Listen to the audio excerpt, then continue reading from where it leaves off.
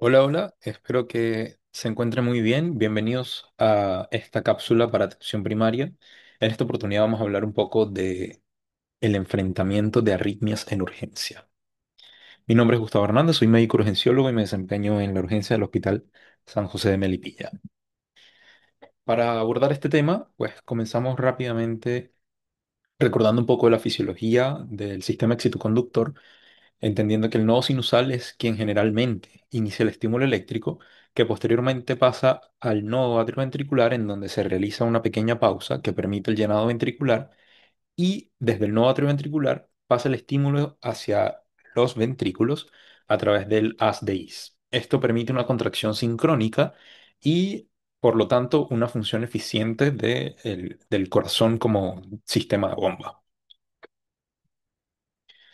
Todas las células del miocardio van a poseer un automatismo, solo que algunas van a ser más eficientes que otras y generan un automatismo, digamos, más rápido. De mayor a menor, quien generalmente comanda, como lo vimos en la diapositiva anterior, es el nodo sinusal. Sin embargo, las aurículas, el nodo atrioventricular, el haz de Is y los ventrículos también tienen cierto automatismo, y en el caso de que eh, falle el nodo sinusal, algunos de los otros van a poder generar estímulos eléctricos de forma automática. Cuando existe uno encargado de dirigir el ritmo, vamos a tener un ritmo que es regular, independientemente de quién sea el nodo sinusal, las aurículas, los ventrículos. Cuando hay un solo encargado, el ritmo va a ser constante. Sin embargo, cuando existe un problema con el encargado de dirigir el ritmo, generalmente cuando hay algún problema en el nodo sinusal o hay varios encargados de dirigir este ritmo de despolarización, pues ahí vamos a tener ritmos irregulares. Esto es de particular importancia cuando veamos el tema de taquiarritmias. Cuando el estímulo se genera por encima del nodo atrioventricular y viaja a través de las vías de conducción normal, entiéndase el haz de Is, pues generalmente vamos a tener impreso en el electrocardiograma un QRS de morfología normal o estrecha, entendiendo como estrecho que la duración del QRS no supere más de los 120 milisegundos o 0,12 segundos. Por el contrario, cuando el estímulo se imprime o en el electrocardiograma tenemos un QRS ancho, significa que hay dos opciones. O el estímulo se está generando por debajo del nodo atrioventricular y no viaja por las vías de conducción normal, o bien se genera por encima del nodo atrioventricular, pero se está viajando a través de las DIs, pero con un defecto que conocemos como un bloqueo de rama. En esos dos contextos vamos a tener entonces en el electrocardiograma un QRS ancho.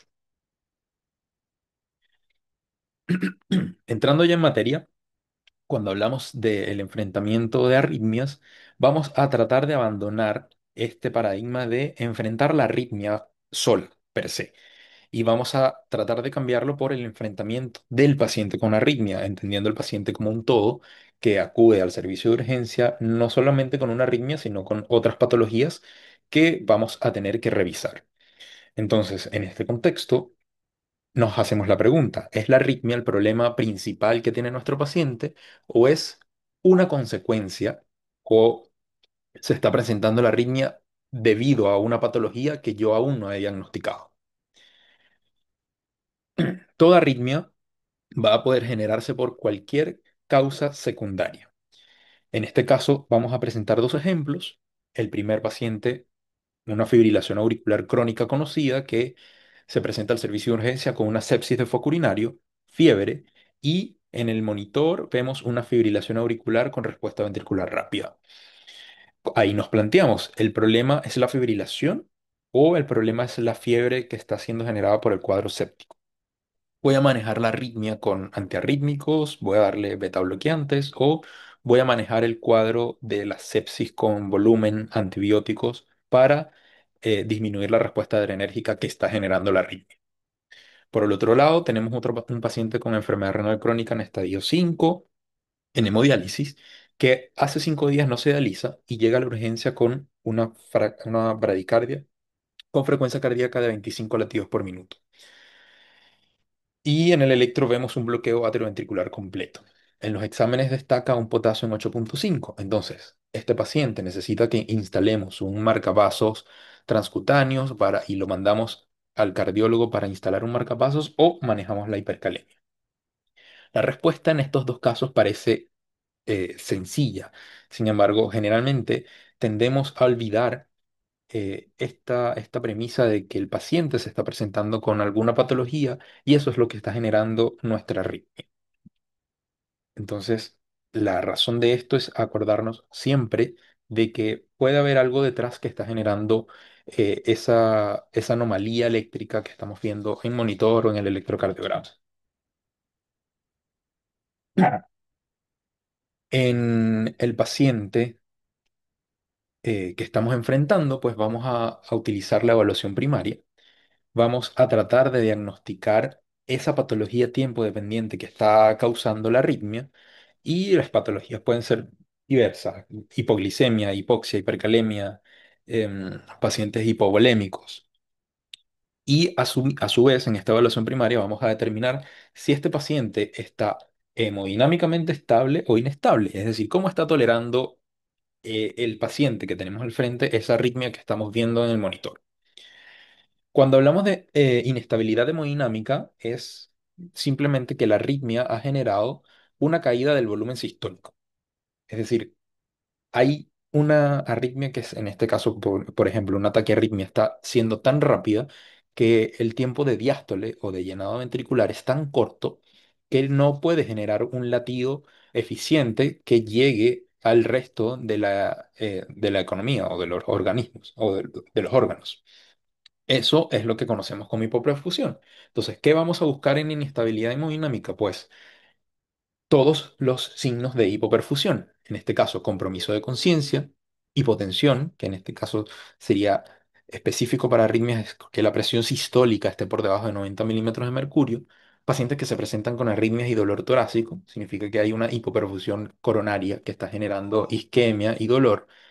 Y signos de hipoperfusión distal como el llane capilar o el modeling score, que lo vamos a ver como signos de livideces a nivel de las rodillas. Entonces, entender que el enfrentamiento del paciente con arritmia se trata de eso, tratar pacientes y no números en el monitor. Si el paciente está estable y tenemos dudas de qué tipo de arritmia estamos enfrentando, es mejor solicitar el traslado sin realizar ninguna intervención. La mayoría de los fármacos antiarrítmicos tenemos que recordar que su mecanismo de acción son también proarrítmicos, por lo tanto, administrarlos puede generar una caída del volumen sistólico y por lo tanto podemos inestabilizar a nuestro paciente que previamente estaba estable. Ok, entrando en materia, veamos primero el manejo electrocardiográfico y las taquiarritmias, pero a nivel del el electrocardiograma. El enfrentamiento a las taquiarritmias se basa básicamente en estas dos preguntas. ¿Es el ritmo regular o irregular? ¿El QRS es ancho o estrecho? Recordando la base fisiológica que vimos en las primeras diapositivas, son exactamente estas mismas dos preguntas y a partir de ahí podemos conocer y diagnosticar la mayoría de las taquiarritmias que vamos a ver en la urgencia. Nos vamos a ver enfrentado a este cuadro en el cual vamos a poder agrupar la mayoría de estas taquiarritmias que vamos a poder ver en nuestros pacientes. Vamos a ver cada una de ellas, empezando por la taquicardia regular y ancha. En este caso, tenemos cuatro opciones diagnósticas, que es la taquicardia ventricular, monomorfa, es decir, de una sola morfología. Tenemos las taquicardias supraventriculares, una conducida con aberrancia y la otra con preexcitación. Y tenemos la taquicardia sinusal conducida con aberrancia. Antes de ver la taquicardia, veamos que la aberrancia es simplemente cualquier condición que produzca un retraso en la conducción. Generalmente van a ser los bloqueos de rama. Entonces, todo bloqueo de rama, ya sea izquierda o derecha, que se asocia con una taquicardia, va a tener un QRS ancho y eso es lo que se conoce como aberrancia. En este caso particular, y de taquicardias regulares y anchos, en la práctica vamos a tratarlas todas iguales y vamos a entender que cuando nos enfrentamos a esto, vamos a asumir que eso es una taquicardia ventricular. Siempre, ¿ya? Ya veamos por qué.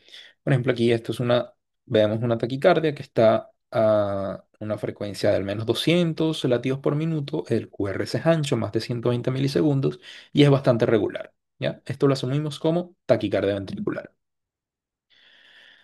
¿Por qué? Bueno, hay herramientas diagnósticas que tratan de diferenciar la taquicardia ventricular de las taquicardias supraventriculares con aberrancia o preexcitación.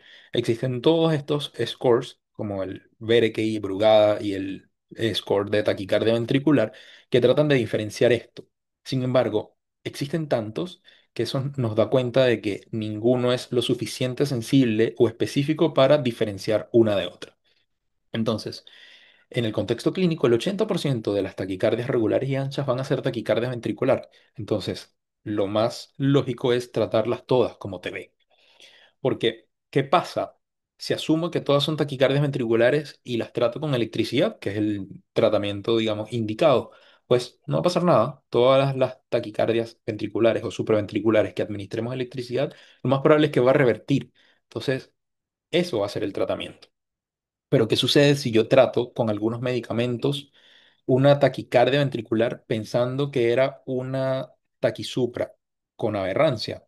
Bueno, vamos a ver qué puede suceder si yo trato con adenosina, una taquicardia supraventricular, que es como el medicamento que generalmente se usa en taquicardias paroxísticas supraventriculares.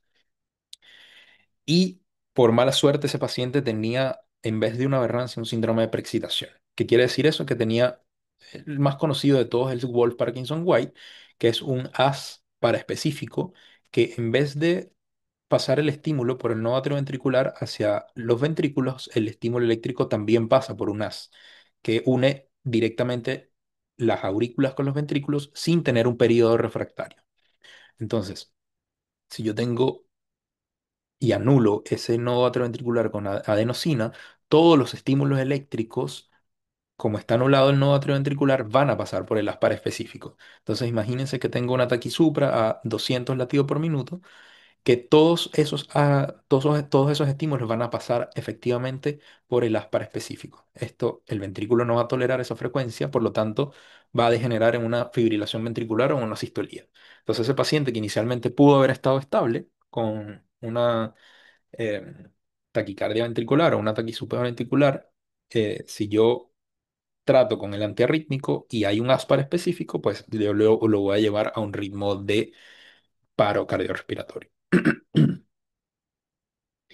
Con respecto a las taquicardias regulares y estrechas, tenemos tres. Generalmente la taquicardia sinusal, que es la más frecuente por lejos, las taquicardias supraventriculares, que las conversamos previos, pero en este caso es la clásica, que no tiene QRS ancho, y tenemos también el flutter auricular. Para hacer el diagnóstico diferencial entre estos tipos de arritmias, tenemos que ver qué está haciendo la aurícula. Por lo tanto, vamos a buscar siempre la P y qué está haciendo la P con respecto al QRS. Por ejemplo, aquí tenemos una taquicardia bien regular, ¿sí?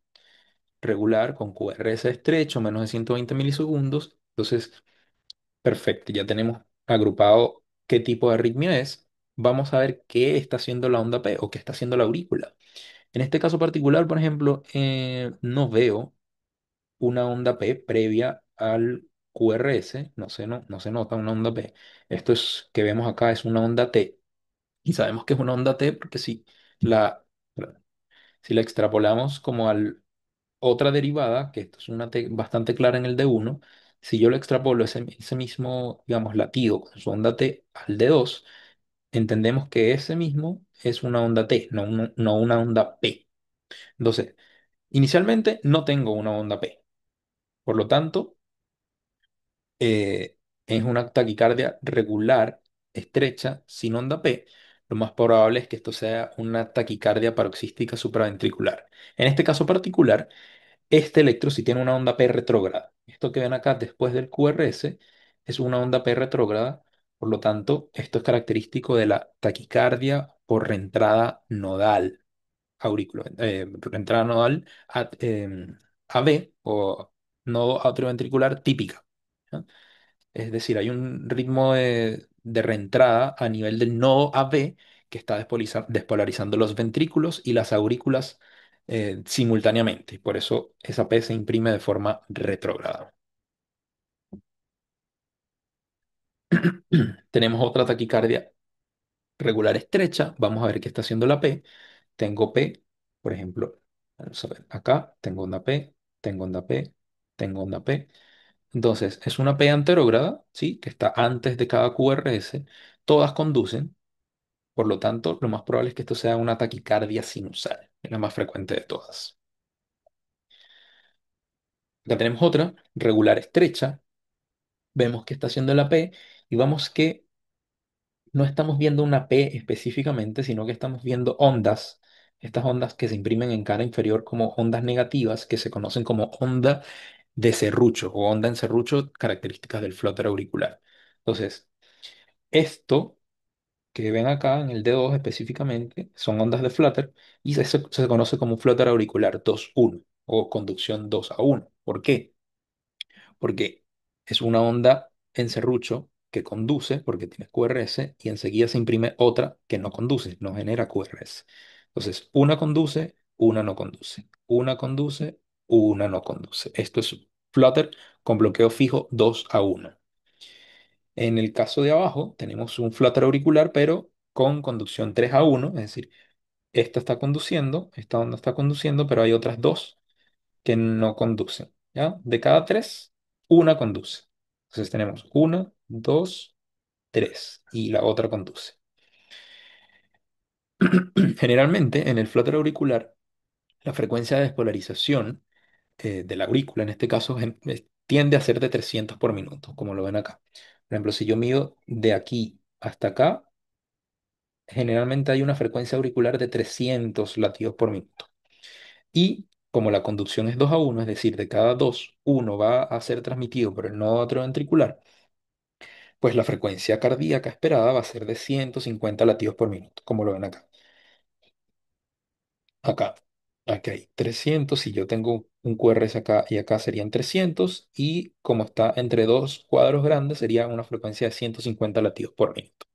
Entonces, toda taquicardia sostenida con una frecuencia cardíaca de 150, más o menos 10 latidos, hay que considerar el flutter. Pero acuérdense de esta ondita negativa en las caras inferiores, que es de este flutter bastante típico.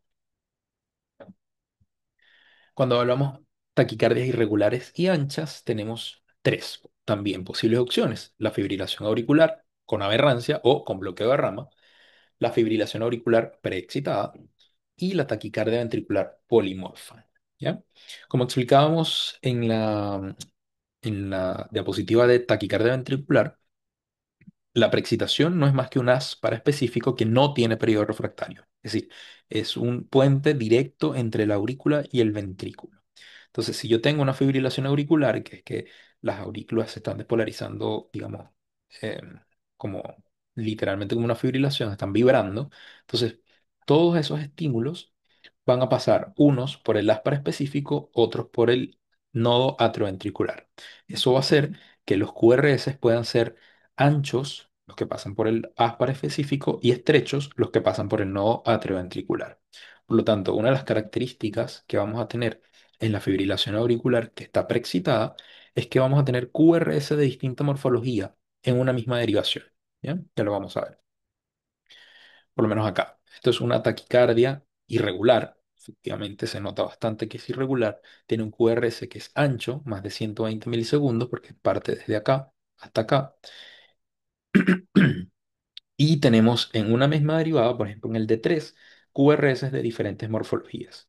Entonces, lo más probable es que esto sea una fibrilación auricular en presencia de un síndrome de preexcitación, que es de los más comunes que tenemos en el Wolff-Parkinson-White. Otra de las posibles opciones es que sea una fibrilación auricular, pero conducida con aberrancia, es decir, con un bloqueo. Aquí tenemos el característico RSR' o orejitas de conejo que se ve en el V1 en el bloqueo de rama derecha. Entonces, eso es una arritmia que se ve efectivamente irregular, tiene un QRS ancho, más de 120 milisegundos, pero tiene la misma morfología y además tiene una morfología en V1 de bloqueo de rama derecha, ¿ya? Entonces esto es una FA con bloqueo de rama o conducida con aberrancia. Y la última opción en las irregulares y anchas es taquicardia ventricular polimorfa.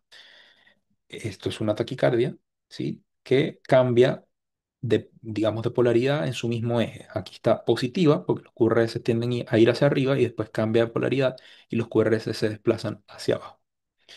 Esto pasó en este contexto de este paciente por un fenómeno también que se conoce R sobre T. Había una alteración hidroelectrolítica que prolongó el QT y hizo un extrasístole ventricular y degeneró una taquicardia ventricular polimorfa. En este caso es la que se conoce como torsión de puntas. Continuando con las taquicardias irregulares, ahora tenemos las de QRS estrecho, que en este caso tenemos estas tres: la fibrilación auricular clásica, la taquicardia auricular multifocal y el flutter, como lo habíamos conocido antes, pero esta vez con bloqueo variable. ¿Cómo lo vamos a diferenciar? Bueno, veamos qué está haciendo la aurícula, por lo tanto, ¿qué vamos a hacer? Ver la onda P. Si no hay actividad auricular, no hay actividad auricular, es decir, no estoy viendo una P específica, lo más probable es que eso sea una fibrilación auricular. Si estoy viendo onda P, pero el ritmo permanece irregular, pues voy a ver la morfología de las P.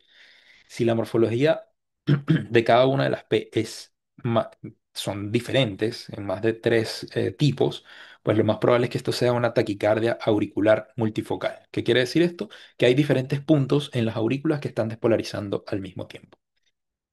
Y la otra opción es que si estoy viendo ondas de Flotter o ondas de serrucho, pero los QRS están siendo irregulares, pues lo más probable es que esa conducción del Flutter hacia los ventrículos esté siendo variable a nivel del nodo atrioventricular.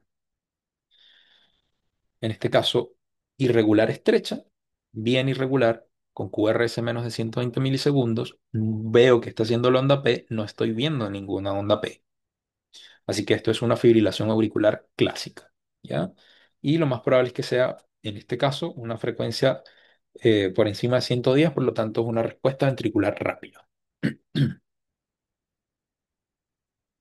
Dentro de las otras irregulares estrechas, como habíamos visto, irregular, QRS normal, veo que está haciendo la P y estoy viendo acá, mira, una onda P, otra onda P, otra onda P, pero veo que las características de las P son todas diferentes. Entonces, significa que el impulso está viniendo de diferentes lugares de la aurícula. Esto es una taquicardia auricular multifocal. Y en el flutter, bueno, es lo misma onda en serrucho que habíamos visto en derivadas 2, derivadas inferiores, pero esta vez con bloqueo variable. Por ejemplo, aquí es bloqueo 2-1. Acá, aquí es un bloqueo 4-1, 2-1, 3-1. Entonces, el nodo atrioventricular está dejando pasar estímulos a diferentes frecuencias y eso hace que el ritmo se vuelva irregular. Entonces, con respecto a las taquiarritmias, estas preguntas de ¿es estrecho, es ancho, es regular, es irregular? Nos va a dar el diagnóstico de la mayoría de las taquiarritmias que vamos a ver en la urgencia. Si el paciente está tolerando bien la arritmia, es decir, no tiene signos de inestabilidad hemodinámica, pues tenemos tiempo para tomar algunas decisiones. Si el paciente está inestable, pues hay que actuar rápidamente y lo más probable es que tengamos que decidir iniciar terapia eléctrica, es decir, cardiovertir al paciente. Cuando vamos a cardiovertir eléctricamente, pues vamos a recordar la analgesia y la sedación porque es un procedimiento que es doloroso. Perfecto. Continuamos entonces con el bradiarritmias. Se aplican exactamente las mismas preguntas con respecto a la inestabilidad, es decir, compromiso de conciencia, presión arterial sistólica, llene capilar, Mottling score, ¿ya? Y nos preguntamos si la arritmia es el problema primario o existe algo más que no estoy diagnosticando. En el caso específico de las bradiarritmias, pensar siempre en isquemia, trastornos hidroelectrolíticos, que la hipercalemia tiende a ser el más común, y en intoxicaciones por fármacos, ¿ya? Entonces, desde el punto de vista electrocardiográfico, vamos a ver qué está haciendo las P. ¿Están siendo todas las P conducidas? Sí, no. ¿Y qué está haciendo la P? ¿Qué está haciendo el PR? O sea, se está prolongando, está fijo. Ya lo vamos a ver en un algoritmo. ¿Ya? Entonces, la primera pregunta es, tengo un paciente bradicárdico, es decir, frecuencia por debajo de 60. ¿Qué está haciendo la P? ¿Todas las P están siendo conducidas? Sí. Si todas las P están siendo conducidas y el PR está normal, pues estamos en presencia de una bradicardia sinusal. Si el PR está largo, y cuando decimos largo es que el PR está por encima de 200 milisegundos o 0,20 segundos, pues estamos en presencia de un bloqueo AB de primer grado. Si nos volvemos a la pregunta de si todas las P están siendo conducidas y la respuesta es que no, veamos qué está haciendo el PR de nuevo. Si el PR está alargándose progresivamente, es decir, primero está en 120, después está en 160, después está en 200 y de repente se bloquea una P, esto es un bloqueo AB de segundo grado tipo MOVIX 1. Si el PR está normal, pero aún así una P no conduce, esto sería un MOVIX 2. Y cuando no hay relación, y esto se llama disociación auriculoventricular, pues estamos en presencia de un bloqueo AB completo o de tercer grado. Si por el contrario, cuando volvemos a la pregunta principal, no tenemos P, pues tenemos que buscar de dónde está saliendo ese ritmo. Recuerden de las diapositivas principales, todas las células tienen automatismo, por lo tanto, cuando no hay P significa que el estímulo no es sinusal y puede venir del nodo atrioventricular o de los ventrículos. Ya lo vamos a ver. Entonces, primera pregunta, paciente bradicardia, ¿todas las P están conducidas? La respuesta es que sí. Entonces, aquí tengo una P que está siendo conducida, aquí también, ¿ya? Aquí los QRS se ven diferentes porque estamos cambiando de derivada, no es que esté cambiando el patrón del QRS, porque la frecuencia cardíaca está tan baja que no alcanza a tener, por ejemplo, acá en el D3 no alcanzó a tener otro latido en esa misma derivación. Pero todas estas P están conducidas, esto es una bradicardia sinusal. Si por el contrario medimos el PR y el PR está más de 200 milisegundos, como por ejemplo acá, que son más de 5 cuadros chicos, pues esto es un bloqueo de primer grado. ¿Sí? Todas las P están conducidas, por lo tanto, primer grado. ¿Todas las P conducen? Si la respuesta es que no, pues vamos a analizar qué está haciendo el PR. En este caso particular, por ejemplo, veamos acá, aquí hay un PR que está alargado, pero progresivamente empieza a alargarse un poco más hasta que una P dejó de conducir, ¿ya? Al menos aquí se alarga, se alarga, se alarga un poco más, se alarga un poco más y aquí no conduce. Esto es un MOVIX 1. En el MOVIX 2, el PR puede estar normal, que generalmente no se va a alargar progresivamente, igual puede estar largo, pero no es progresivo, es decir, no se alarga progresivamente. Entonces aquí tenemos una P que conduce, una P que no conduce. De nuevo, conduce, conduce, no conduce. Pero el PR acá, en este caso particular, está normal y no se está alargando progresivamente. Esto es un MOVIX 2. Cuando tenemos disociación auriculoventricular, es decir, acá hay una P, acá hay otra P escondida, otra P, otra P, otra P, y esto es lo que se conoce como disociación auriculoventricular.